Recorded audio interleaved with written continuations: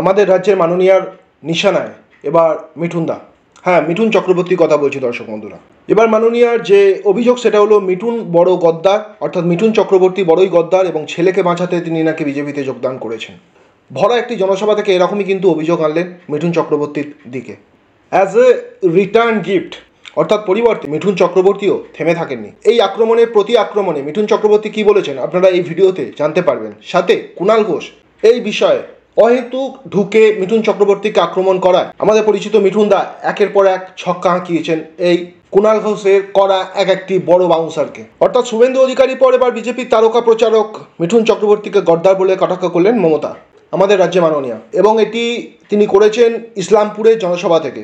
বলিউডের এই disco dancer কেন দলবদল করলেন তারও একটি ব্যাখ্যা দিয়েছেন মাননীয়া, এবং পাশাপাশি আমাদের মহাগুরু মিঠুন চক্রবর্তীকে দোঁয়াশলা বলতেও থামেননি মাননীয়া।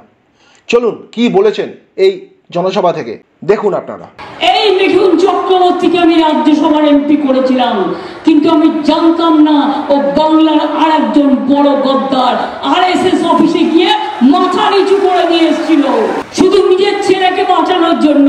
আপনাদের মনে পড়ে ছেলেকে ধরেছিল, বিয়ের পিড়িতে গিয়ে হাল দিয়েছিল, সেই ভয়ে রাতারাতি গদ্দার চলে গেল মুম্বাইতে আরএসএস এর অফিসে, আর গিয়ে বলছে আমি বিজেপির সেবক আছি।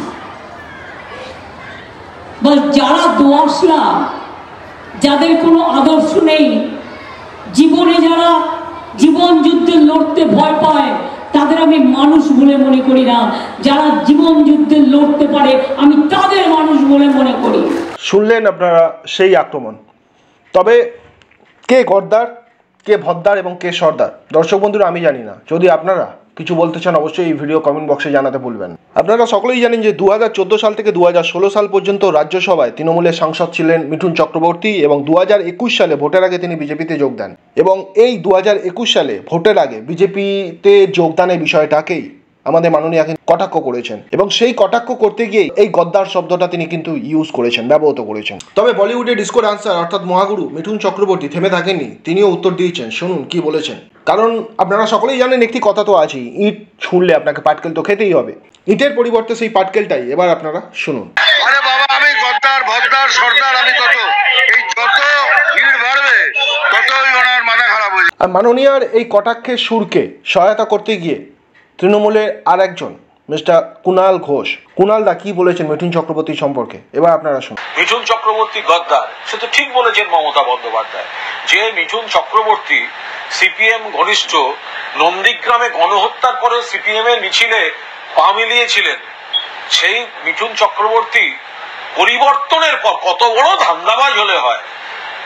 ভোটের আগে নন্দীগ্রাম ইস্যুতে সিপিএম এর সঙ্গে, আর ভোটের পর মমতা আমার ভুল হয়ে গেছে। ওই 2.5 ঘন্টা তো মমতা ব্যানার্জি আর মিঠুন চক্রবর্তী ছাড়া রাইটার্স এর ঘরে আমি ছিলাম, আমি জানি সেসব সংলাপ কি কি হয়েছে ওনাদের দুজন ছাড়া। সৌজন্যের খাতিরে এগুলো বলাটা হয়তো ঠিক হয় না।